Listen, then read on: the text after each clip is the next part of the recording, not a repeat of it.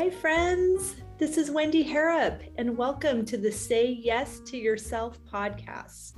On the Say Yes to Yourself podcast, you'll hear stories from women just like us who are adding the practice of saying yes in their daily lives in big and small ways, and as a result, are experiencing the truth that everybody wins when you say yes to yourself.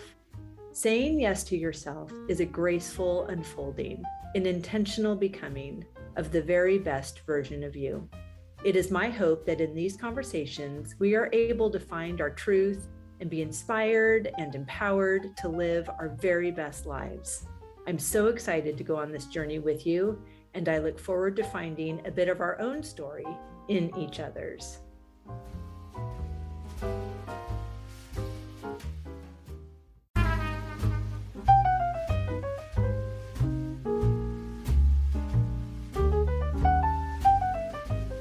Hi, friends. This is Wendy Harrop, and welcome to the Say Yes to Yourself podcast. On the Say Yes to Yourself podcast, you'll hear stories from women just like us who are adding the practice of saying yes in their daily lives in big and small ways, and as a result, are experiencing the truth that everybody wins when you say yes to yourself. Saying yes to yourself is a graceful unfolding, an intentional becoming of the very best version of you. It is my hope that in these conversations, we are able to find our truth and be inspired and empowered to live our very best lives. I'm so excited to go on this journey with you, and I look forward to finding a bit of our own story in each other's. Hello, friends. Welcome back to the podcast. I am so excited that you're here. And I am so excited that the weather is warming up here in Bolton, Massachusetts. And that means that the grass is turning green and the leaves are starting to pop out on these trees that feel like they have been bare for a really long time. It's such a beautiful time of year here. I'm always so amazed at how this property really is alive. And along with it, there are some chores that time is of the essence to get them taken care of. But I am so happy that I can just pop my headphones in and listen to great conversations like the one you're about to hear today. And it helps make the chores and the day just go by with a smile on my face and in my heart. Today's conversation is no different. You are going to love my friend Nichole Lee. She is wonderful and wise and brilliant, and her voice is just, it's like medicine. It's soothing and comforting, and she's bringing so much truth in such a beautiful way that you can implement it with ease and grace, just the way that she offers it with ease and grace. So I'm really excited for you to listen to her wisdom today and have some takeaways and something that you can implement into your daily routine. And that said, if you do, and if you listen to this episode and you love it, would you take a screenshot and share it in your Instagram stories or tag us or do both? We would love to know that you listened, that you enjoyed it. And I would personally love to know what your takeaways are. But a little bit more about Nichole. Nichole Lee is known for being a gifted, heart-centered, multi-modality healer, advisor, coach, and strategic visionary who helps high achievers and change makers radically transform their lives, transcending the identity they feel shackled to. After 20 years working with Fortune 500 companies globally on major transformation and leadership initiatives, Nichole made a bold move to leave her corporate world behind and devote her life to helping high achievers, change makers, and positive disruptors achieve beyond what they ever imagined was possible. Through her work, Nichole helps her clients see who they truly are, uncover and overcome past pain, and break free from outside influences holding them back from reaching their fullest potential in all aspects of their lives. Nichole holds a Master's of Science in Instructional Systems, Bachelor of Science in Psychology, is a certified personal, executive, health, and spiritual coach, hypnotherapist, meditation and mindfulness facilitator, and multi-modality energy healer. And if that were not enough, she is also a brand new podcaster. Her Transcending Identity podcast launched in March, and I'm so excited for her. And I can't wait for you to listen to this conversation and then go on and listen to her new podcast, Transcending Identity. We'll put links in the show notes for all of these beautiful things, but I cannot wait for you to have a little Nichole Lee in your life. Enjoy. Nichole Lee, my beautiful queen, I am so excited to see your gorgeous face and to have this conversation. Thank you for being here. Wendy, I'm so excited to be here and see your gorgeous face, and I'm so appreciative for this opportunity. Oh, thank you. So Nichole and I met at a beautiful retreat in Naples, Florida in, I guess, August of 2022, I think. I think so. Okay, yeah. Good. Something in the summer. It was hot. My hair was curly. And I loved that introduction. I loved your energy. I loved everything that you are up to. And ever since, I've been so excited to have this conversation. So what I would love to know is, how are you saying yes to yourself in this season? Oh, wow. So many thoughts come to mind. I would say one of the biggest things for me of saying yes to myself is truly being unapologetic of all the elements of myself and how they show up, how I express myself, how I just navigate the world. Being on this journey for some time of just greater exploration and discovery of myself, I recognize, and actually when I met you, Wendy, we talked a bit about it, a fear of truly stepping into my own spotlight, right? And being very comfortable with all the facets of myself. I found that I was very good at, I would say, adapting and morphing as needed. But what I've recognized is that wasn't always in my greatest and highest self.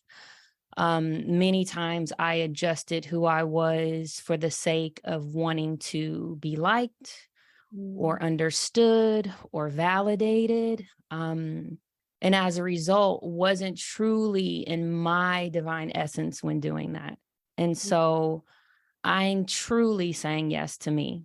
And that's what I'm so excited. And that may come in so many different shapes, forms, and elements, but I am truly comfortable in this beautiful skin that God has given me. That is so beautiful. And thank you for sharing a part of that journey, because I'm reminded of Mark Groves quote. I think Mark Groves or Mark Graves, that he talks about two of our human needs are authenticity and belonging. Yes. And when belonging is threatened, we trade authenticity in exchange for belonging.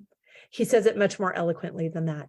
But that was beautiful. That was beautiful the way it was. Yes. But I love how you were saying that, we can be likened to a chameleon and just turn the color of the room that we're in because we're peacemakers, or we're loving, and we're godly, and we're humble, and we're servants, and we're all of these words that we can say that actually make us feel validated in our own self-abandonment. And nobody can change that for us but us. Yes. Because nobody knows what's going on inside of us but us. Yes. And the thing I love is that you brought up the chameleon, because it's something that I've spoken about quite a bit as well. I said that I transitioned from being a chameleon that needs to survive to a chameleon that thrives. And what I mean by that is, to adapt, to flex, to be able to morph, to be able to go into spaces and adjust your energy or your presence, right? Say you don't necessarily wear a bathing suit to a ski, to a ski resort, etc. So we Exactly. adjust and morph and adapt. However, there's so much of that that's driven by survival, right? That I'm seeing something that may be a threat and I want to adjust myself to feel fitting in or belonging at a greater desire need than me being comfortable in myself. And so I find that I am a chameleon. I am able to go into so many different environments, and I'm very grateful for that. However, I'm doing it from this thriving service energy, right? I may Yes. adjust the way I dress or my hair or even how I speak, more so from this space of service and thriving, not because I'm trying to fit in or that I'm afraid that I won't be accepted. And so I think there's some beauty in the chameleon. It's asking ourselves what is driving us to make those adjustments, right? Right. And how we actually feel at the core of us, what it means to us. So I love that you mentioned that, because it's something that I leverage that particular animal as questioning why I'm morphing, why am I shifting in some way? And do I feel good about it? And if I do, then Right. that's where I'm going. Right. Well, that's amazing because I don't even know how I thought of that animal. That's So because we're I love connected, Wendy. I love that. Yes, we are. And as is everybody listening, because that's how it is. So I'm really interested in knowing then, how do you have a practice that you use to help you check in to know when you are using your chameleon superpower as, in fact, a superpower, or where it becomes your kryptonite? How are you able to decide, okay, I've turned enough colors in this room and this is the color I'm staying, even though it looks like something's turning a corner here that's no longer in alignment for me? Yeah, I would say overall, I really focused on a ritual getting back in my body. Ooh, say more. I find that we have been taught more so to disembody. And what I mean by that is we can have certain feelings, even things of your heart rate increasing, right? Certain physiological things that are happening in our body that sometimes we overlook or we've been taught to suppress. So I ask myself, why, but I also sit in my body. Does this feel good? Right. And if I start feeling something different in my body, I then even ask myself, is it more because I'm nervous or anxious or excited? What's driving, the rumbles in my tummy or the palpitations in my chest? And what I've come to find is I get a pretty clear answer. And many times I do this with my eyes closed. So what happens a lot of times is we're overstimulated by things around us, what we hear, what we see, right? There's all kinds of stuff. Even, when we're talking with people, sometimes we can get distracted by trying to connect to them. So I've actually started closing my eyes and going within and asking these questions. And I Wow. think this is also where we get more connected to our inner knowing. Some people call that your inner wisdom with God or source or your intuition. But many times we have the answer inside of us. We've just been taught to go outside of us. So Right. that's what I've started doing, and just becoming more curious, asking why. Like, why do I want that? Why do I want to even wear the dress or the earrings, or why do I want to be in this group with certain people, and how am I feeling about it? Oh, that's such a beautiful practice. And I think, so many thoughts came to my mind. And funnily enough, as much as I love that practice, Mhm. I was thinking of, well, how could I possibly add that? Like, I live on a small farm, or, if someone's listening and like, I'm busy at work, or I have a family to take care of, or I have all of these things. And I think that there are so many reasons to not do this. And there's only one reason to do this. And it is a giant yes to yourself. And just like I always say, and I say in the introduction to this podcast, everybody wins. Yes. When we say yes to ourselves. And sometimes I can think, well, I can't let all of my chores and responsibilities suffer by doing this practice. It will take me away from the things, but it is really the practice that helps me fully show up for all of those people and all of those things, including me.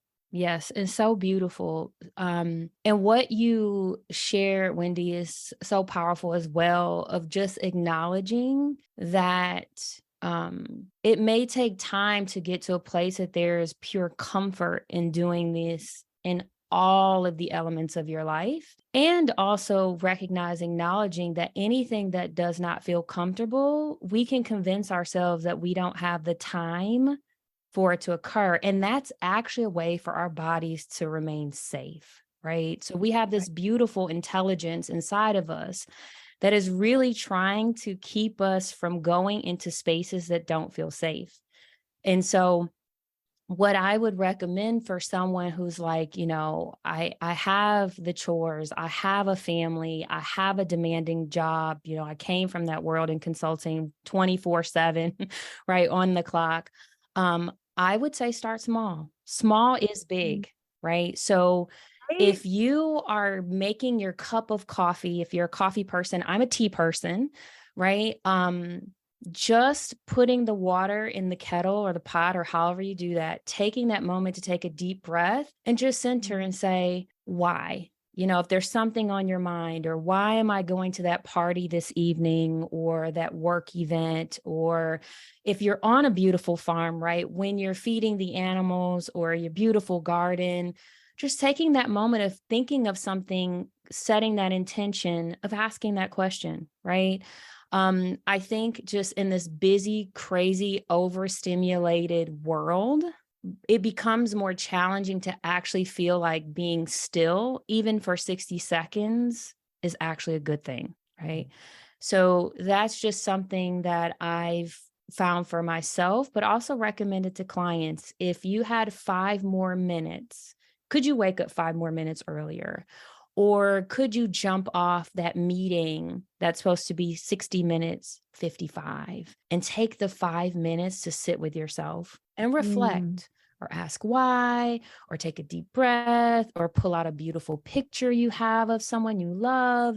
But those are just some of the things that come to mind when you were saying, because it's very natural for that to happen. I love that. And I love how practical that is. And I love how it can so quickly, just in what you were saying, I was imagining that routine and how quickly the why can turn to gratitude. Yes, yes. Mm-hmm. And how even if your why reminds you how gorgeous whatever it is you're doing is, or if your why reminds you, I used to enjoy this and now I don't, and I would like to make another choice now. Like, there's gratitude in that, because we all have agency and we all have permission to change our minds. Yes. To be doing something for a really long time, and it doesn't mean that we need to keep doing it if it's no longer filling our heart and no longer in service to us. Yeah. And I love that you mentioned, Wendy, too, how why can be such a good thing, right? Yes. And it makes me think about children, right? When they ask why out of curiosity, yes, and clarity and exploration. Well, why is that? And what is this? And, and for some reason, this wonderful world that we live in starts to tell us as adults that the only time we ask why is maybe from a negative, why are you doing this? Right? The judgment. which once again creates a visceral response in our bodies that says it's not safe to ask yourself why. That means you don't know, or you should know, or you should have figured it out, or, those types of things. So I love what you said of looking at why as a place of discovery, exploration, and gratitude. Why did I do that? Right? Being an observer of the why, not a judger of the why. And so Right. I love that you say that, because it's like, why am I doing that? Oh, because I've been doing it for 15 years. Oh, it's just become a pattern. Do I really want to do that? Why? No, I don't. Okay. How comfortable am I in making the shift? Not so comfortable. Okay, cool. Maybe I won't do it tomorrow, but what are the steps I'll take to start on that path? Right. So I think the other thing is, we've heard that kind of, peeling the onion per se, right? Or unpacking the bag, or whatever metaphor works for you. But it can be those small, beautiful questions in a way of love and compassion that allow you to open up more to the possibilities of actually shifting those things that don't feel good to you anymore. Right. And without the worry of, well, if I don't do this, who's going to do it? Exactly. Exactly. Obviously, nobody else is going to do it because they would have already been helping me. We can go down the rabbit hole, and we're actually robbing other people of the opportunity to do the thing that might be more in alignment for them. Yes, for sure. And if it's not in alignment for you, and it's not in alignment for anybody else, how important is the actual task? Very true. So I think that why is it's like a shovel that is just digging to more discovery. And where are we going to get to the treasure chest? I love that. That is the answer to that why. When you were saying, I literally heard treasure, and so this is the beautiful thing, I think, right? Like, align to something that I go back to the feeling, because we may be using the treasure chest, right? Wendy, let's dig up new treasures, right? Or unpacking. If I'm big into traveling, so me thinking about unpacking my bag, and sometimes I'm like, why the heck did I pack that thing? You unpack it, right? You're like, it's time to go. Goodwill consignment. Right. I don't know, but it's no longer here. But at the same time, you may find things that you love, but just the fact of connecting to something that resonates with you is where we're going, right? So if it's digging the treasure, or unpacking the bag, or reorganizing your space, or leaning in, I think the other thing too is we've become so conditioned to using language that may not be good for us. Ooh. Or use, and trying to go about making these shifts by using something that was for somebody else. So to your point, right, even asking, is this aligned to me? Would I use different words or language that would make me feel more excited about doing it? When you mentioned digging up treasure, I got excited. I don't even use that, but I'm like, I'm ready to go digging. Like, what am I going to find? Right.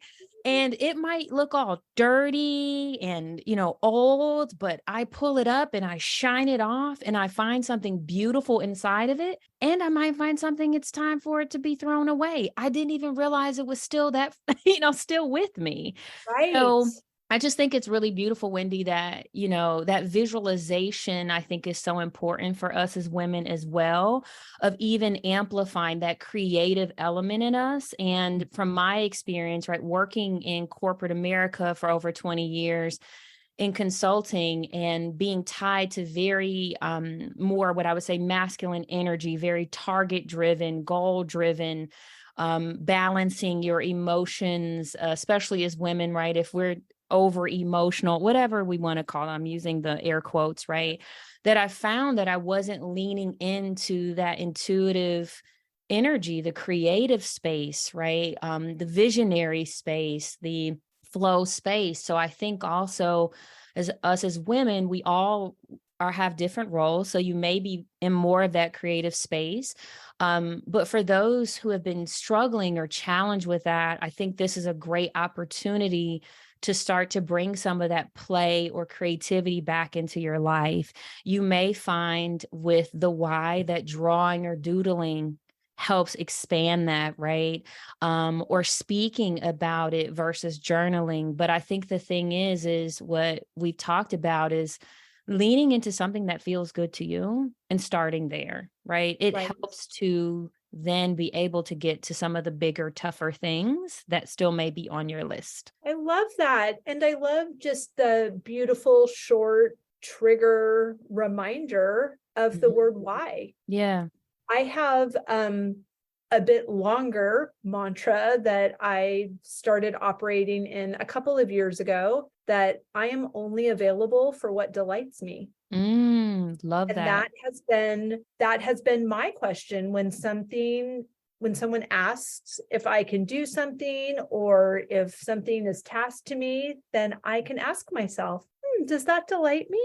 No, that does not. So no, thank you. And I can pass on it. It feels as if I'm, like asking my parents if I have permission to do the thing. Like I'm asking myself, and I'm letting delight be the filter of what I say yes to and what I say no thank you to. And it feels so good because I'm not shunning my responsibilities to people or to the needs of my property. Having the property and having the friends delight me. So if I Yes. need to have a courageous conversation with somebody, if I have to take someone, drive them to the doctor, like it doesn't delight me that they need a doctor, but their friendship delights me. If I need to clean the chicken coop, of course, shoveling manure does not delight me, but having chickens and a compost bin and gorgeous flowers and beautiful eggs that are all because I clean out the chicken coop, that delights me. So there can be a task associated that might give us a little bit of a check and we can ask that why. But when it's in service to us from a higher elevation, a bigger, as you pan out, you can see that this actually is in service to the direction I'm going, however I'm performing in my career, however I'm being as a woman, as a person in community, as a person in my family, that it's in service to that. And it can go through that grid. And the things that aren't, they just aren't. And we don't have to bend ourselves into a pretzel so that we can say yes to everything, because it will make it easier for other people, and making things easier for other people is what delights us. That's going to require another why. Yes. And I love that you brought up being in service, because I think back to when we just started this and the whole piece of me moving into fully embodying, right, what I call divine genius, which is, outside of what the world may see as these things, but something I feel is divinely implanted in me. What I didn't add that you mentioned that I love is part of what drove me to that was to be of service, right? So the why also includes, are you doing this to be of service? If you're not, then what is behind that, right? So me being my multifaceted self is not just so Nichole, I'm talking about myself in third person, right?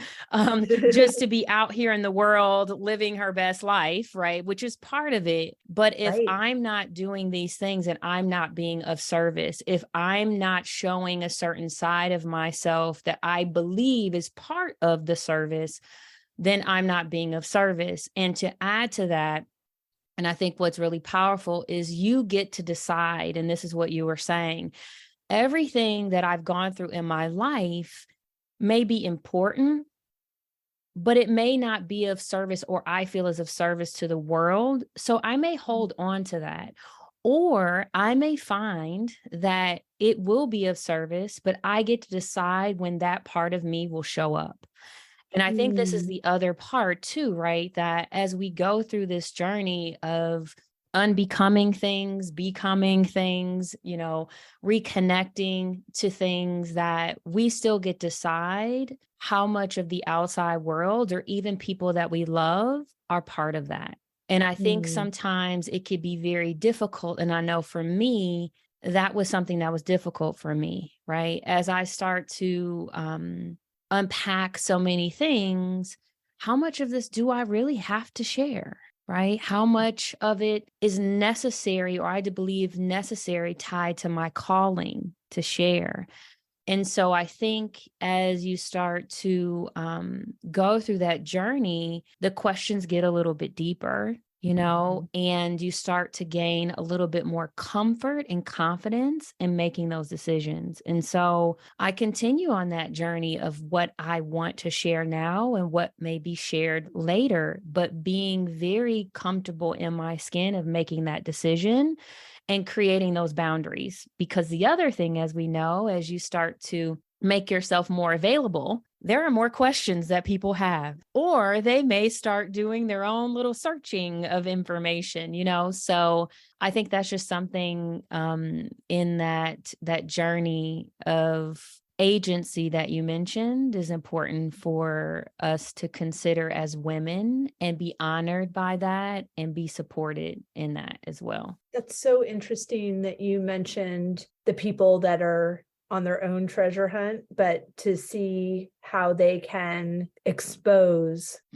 what you're doing just because you haven't given access to every corner of your life. Like, that's not even the role, but I think it's so fascinating. I recently shared with my podcast audience what's happening with the change in my marital status. And, I originally thought, okay, I'm going to wait until everything is resolved and there's a settlement in place, and then I can speak, and I'll be speaking from a scar instead of a wound, and that will be so much better. And it's taking a long time. And I just felt like, ooh, I actually don't feel like I am completely showing up, because this is a major life event and it is impacting my life. And I desire community and support around me as I move through this moment in time. And so that's why I shared.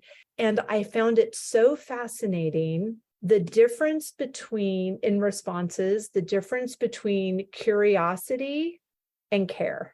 So the people that reached out and said, oh my goodness, thank you for sharing that. You're so brave. I'm thinking of you. And then the people that say, what happened? And it's so different. Curiosity is so different than care on the ears of the person in need. And I was listening to Glennon Doyle's podcast, We Can Do Hard Things, and they were chatting about this in a similar situation, and how when we're asked what happened, that sometimes that is from a place of, well, I need to know, to see on a scale how likely that is to happen to me. So I want to know, like, if you hear someone died, you can either send the family condolences, or you can say, oh my gosh, what happened? Because you want to know, well, that person smoked. Okay, so that's not going to happen to me. Or that person drove too fast and that's not going to happen to me. Or that person cheated on her husband and that's not going to happen to me. Whatever, like there's almost, well, it makes it more about the person asking instead of the person that you are wanting to care for. And I think it's really important, as you mentioned so many times, Nichole, to go back to that motivation, to that intention, to the answer to that why. Why am I asking this question? Is it because I really care about that person and I'm thinking of them? Or am I trying to get more information to see where I line up and how I might avoid a similar circumstance?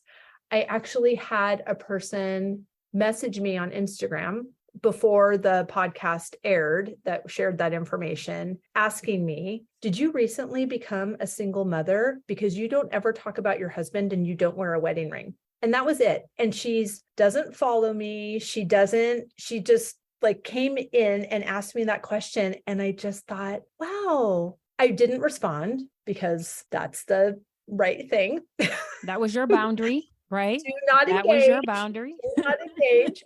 But I wanted to say, if I had responded, this is what I would have said. Oh my gosh, thank you for reaching out. I think what you meant to say is, I've noticed you're not wearing a wedding ring, and I just want you to know that I'm thinking of you and I support you. Like, instead of trying to solve some mystery that I wasn't trying to hide from anybody, I wasn't trying to, be inauthentic.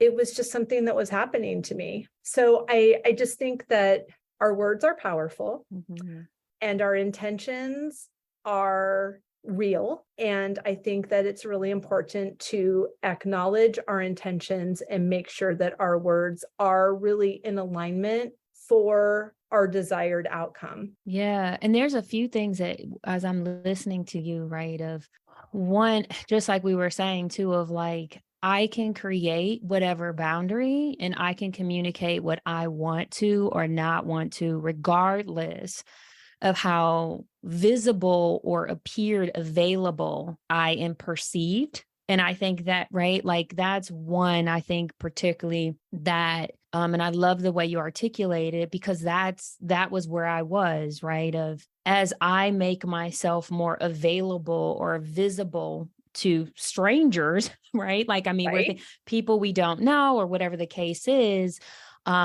What does that boundary look like? Will I be responsive, reactive, whatever that looks like? And where you were in your space too is, this space of peace that I heard from you talking of, I don't have to respond. I don't have to react. I can create whatever world I choose. And it's okay if they've created whatever vision or perspective or perception of me that they have, right? Like, huge. The other thing that's very fascinating too, that you mentioned around that curiosity or the questioning or inquiring compared to starting with the compassion and care is that part of awareness, right? So I think what we've even talked about is like, the more I'm aware of what's having me even navigate or operate, the more I can recognize what the intention or motivation is, right? Yeah. And it may very well be, oh my gosh, that happened, or I think that might happen to me. However, sitting with it, how I present myself, right? How I communicate with another person is what changes. And I think that is what's powerful, because I still may be concerned, but the compassion and care will come first, right? Yes. That then can lead to the other opportunities, because what we don't sometimes realize, we're arming people. If I'm coming with that, we just talked about the body feeling like it's a threat. That's a threat. Right.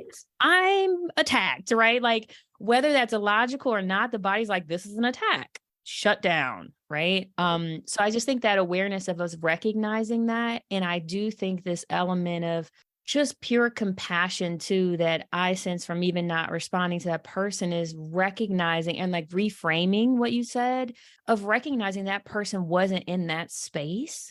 That's something, and this is what I've continued to work on. None of us were born with this desire to hurt other people, right? To attack other people, to say things that are going to hurt people.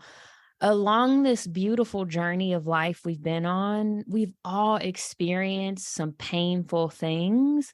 And some of us have had the opportunity to really unpack some of them, right? To have support and care to navigate those things in a way that allows us to recognize where we're hurting ourselves and even other people. And so I've really tried to do my very best to keep that in mind if and when individuals present themselves in a way that doesn't feel good, right? Because I recognize something in them doesn't feel good. Mm-hmm. I have to believe that someone in their essence of feeling whole and healed and loved wouldn't communicate with me that way, And so that's something that continues to take some work, but I I sit in that. And I also we've talked about gratitude. I think the other thing is forgiveness. I have spent so much time forgiving myself of things that I held on to that made it difficult for me to forgive other people. Mm-hmm. Right? Because as I say, how I feel about myself is in how I will feel about others. Right. So I know we were talking about that situation, but I do think it comes full circle of helping with the level of compassion as well, because there's forgiveness in that process that doesn't necessarily mean that the person isn't accountable, right? So I can forgive without even speaking with you in my heart and for you, but also hold you accountable for your not so great behavior, you Right. know? And I think, like, I'm just thinking about that person in your sending you that message, like, I already could sense and feel where you were going with that. I'm not holding on to that. I forgive myself and you, whatever might have been the process in that. And I can send you compassion, but I can hold you accountable by not responding. Right. Because I'm not going to put fuel in a fire that you're trying to start. Exactly. And if this was one of the people that I just consider in my community, that we are in conversation, we've never met, we talk on Instagram, Yeah. we are 100% friends, even though we have not met and have only communicated on Instagram. There are many women in my community that I've curated socially that could have asked me those questions, and I would have probably even read them with a different intention, because they've already invested in me and I've invested in them. And for it to be from a person who that hasn't made it, that she's made no deposits. So Yeah, to in your start with account. a withdrawal, there's your account is in arrears. And Yeah. I am not, your ATM card is not working. So you will not get anything back out of this, because there were no deposits. Man, Wendy, you bring up another thing too about, like, an overflow in a sense, right? Like, I'm not going to keep letting individuals withdraw from me, right? And we wonder why there's been times we've been so exhausted, because I love that, right? I've been the human ATM. It doesn't always mean that it's financial. It's the energy, it's the emotion, it's the time, it's all of those things. And it is important, right, that there's some level of investment, right? A level of reciprocity. It may not be, it's not about it being even in some sense, but it's recognizing that we live in this space of giving and receiving. And I found, just even listening to you, that's where I was depleted. I was doing way more giving without receiving, without recognizing how it wasn't allowing me to show up as my best self, right? And so we can sometimes get caught up in the service so much that we do a disservice to ourselves in the process. Yeah. And I love that example you used was like, I'm going to be of service of me first. And this is a boundary. This does not delight me. And I'm not going to go in this direction. Right. And just from that energy shift, people are very aware where they stand. And I think another thing that, just from listening and kind of talking through this, is sometimes we don't have to, our non-reaction is the action. Like, we don't always have to say something for someone to recognize where we stand. Right. And I love what you said earlier, Nichole. You have a selection of experiences and information, pieces of information about you that are available to the public. Right. And for example, just because I put my address on Instagram and show pictures inside and outside of my house, and I take people to my garden and you're on the lawnmower with me and we're making a cocktail in the kitchen and all of these things.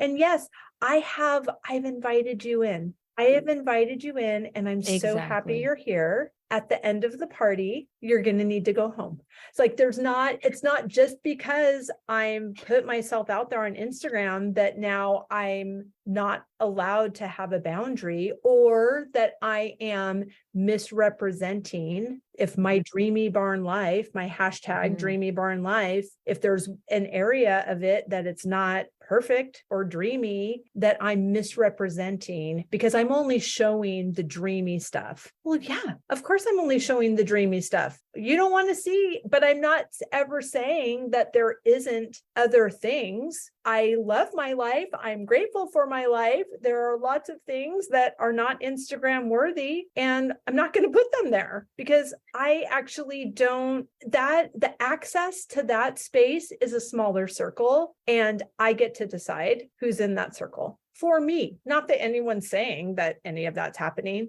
but it's just a decision that I get to make for me. Yeah. And it's like, I get to choose what's sacred, right? Like that's what came to me for like, and just because I invite you into my house doesn't mean you have access to every room, right? So I just think that the other thing too of the exposing different parts of us is still a decision. And like you say, like if mine is the dreamy life and the like that's my decision and my choice. And just because I'm not inviting you into other areas of my world does not make me fake. That's right. Right?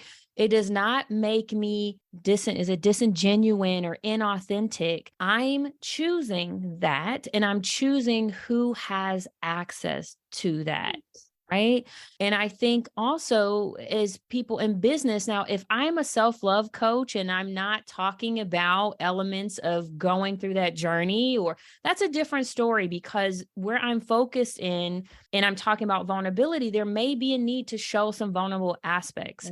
In the work that I do, I had to lean in and say, there are some elements of vulnerability that will be necessary that I will need to share, because if I'm talking about being all of you and I'm not sharing where I wasn't all of me, right, there's an inconsistency there. However, I still get to choose in what aspects of my life. I'll go back to the house, right? I may not decide to open a room for you to see. I may decide to share in this space. And so I think that's what's so empowering is you still decide what is open to people and what is closed to people. Right? In any part. And I mean, I use a self-love coach because I used to define myself that. So just honoring those who do that work and, recognizing that was necessary if I was going to serve. I think it goes back to what level of service. However, it still means or meant that I get to choose where that is displayed, where it's shared. And I love that, like, even when we talk about these sacred spaces, I may decide to share in smaller circles. Right. I may versus broader ones.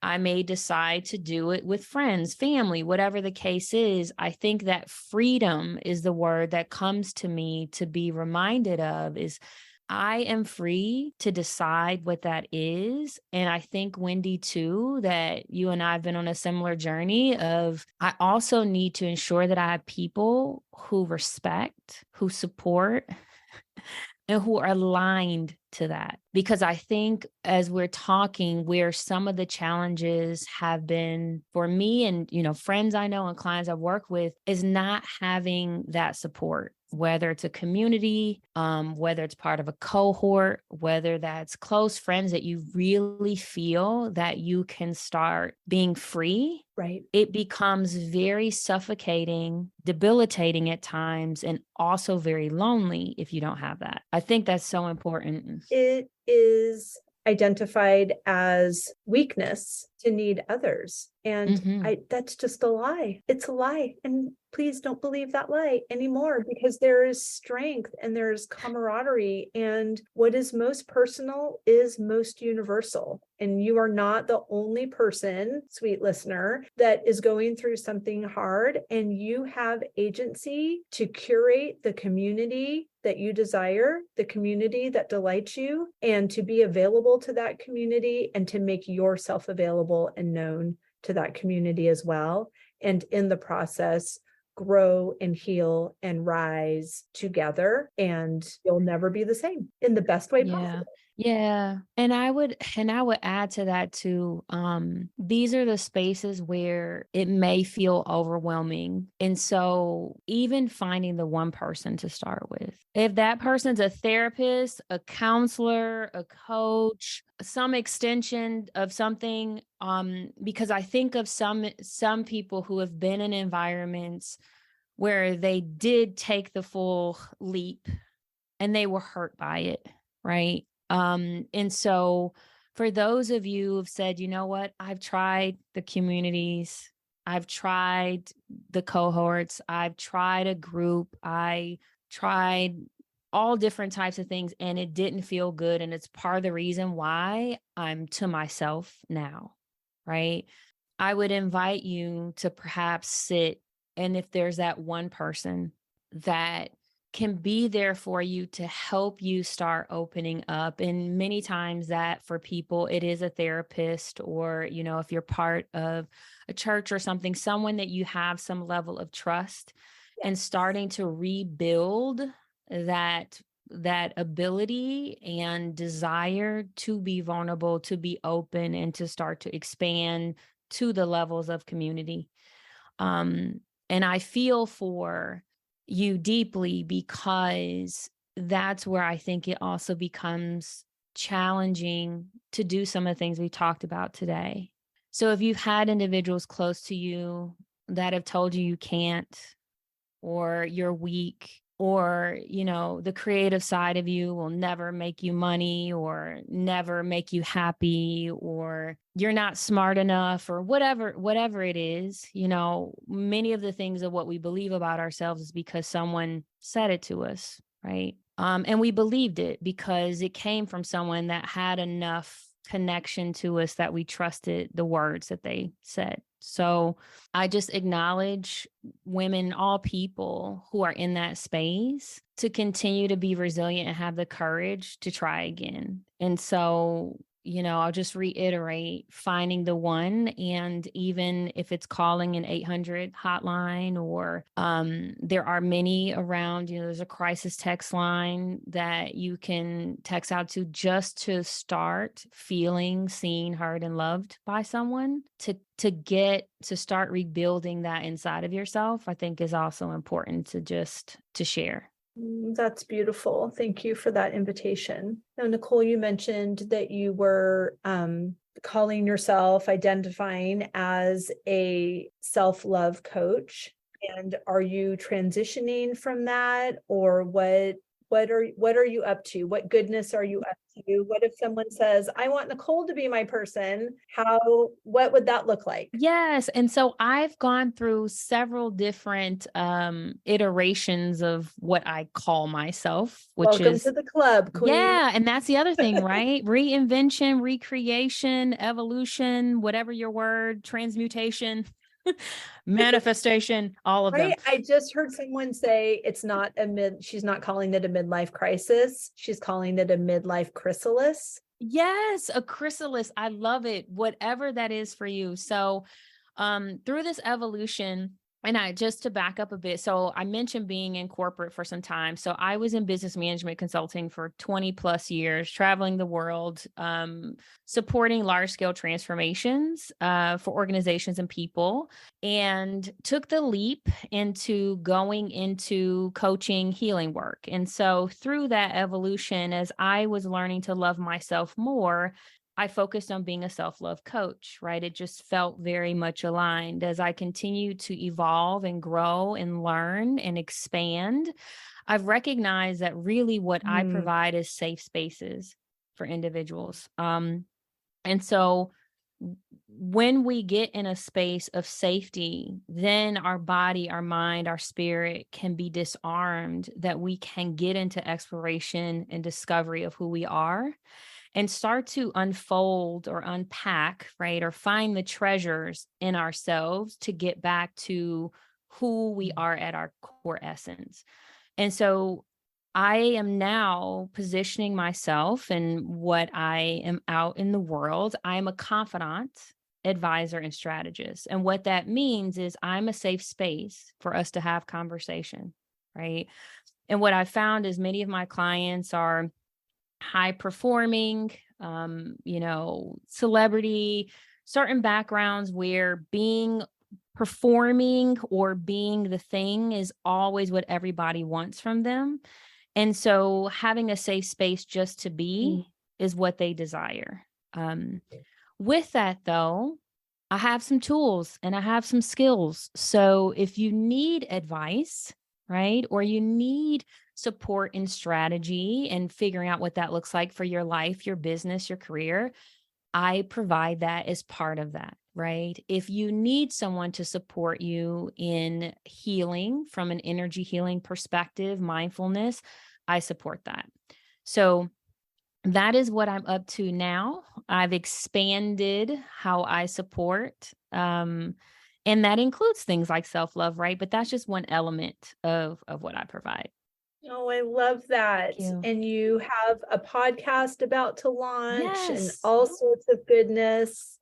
How can people find out more about that, about working with you? Where would you like people to find you? Yes. So my website is probably the easiest to find out about me and all the things that we're talking about, including the podcast. So that's www.Nichole, Nichole.love.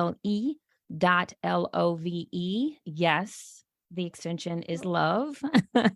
Well, that's much better than .com. That's I might need to switch to a .love there are too. so many things now that, the expansiveness of .com it's exploded with the internet. So yeah, so that's where you can find me. I'm on Instagram, and I think we'll share, in the show notes, but Instagram and LinkedIn and Twitter and all those good things. But really the website, that's where there'll also be information about the podcast, which is called Transcending Identity. So it's basically us talking about how we transform, how we pivot, and we release ourselves from the shackles of certain identities that would have kept us bound. So I'm looking forward to that and all the beautiful stories that will be shared. Oh, so exciting. Yeah. Oh my goodness. I have loved this conversation, Nichole. Thank you so much for your time. Thank you, Wendy. For your wisdom, for your generosity. You are a gift. You are a gift as well, Wendy, and I'm so grateful that we met. I'm inspired and motivated by you, your story, your essence of who you are, and I know that what you do is a blessing, and I appreciate being a blessing upon others, but you being a blessing in my life. So thank you. Thank you. I received that.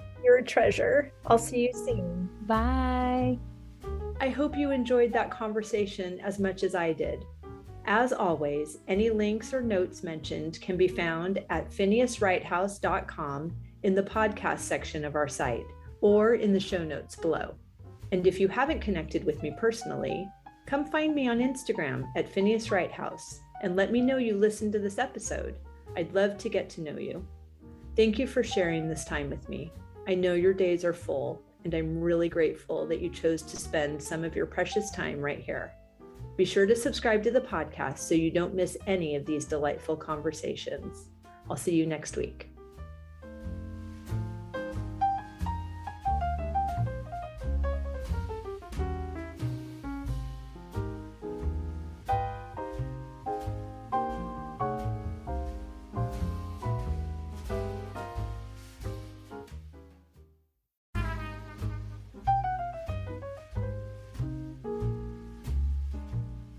I hope you enjoyed that conversation as much as I did.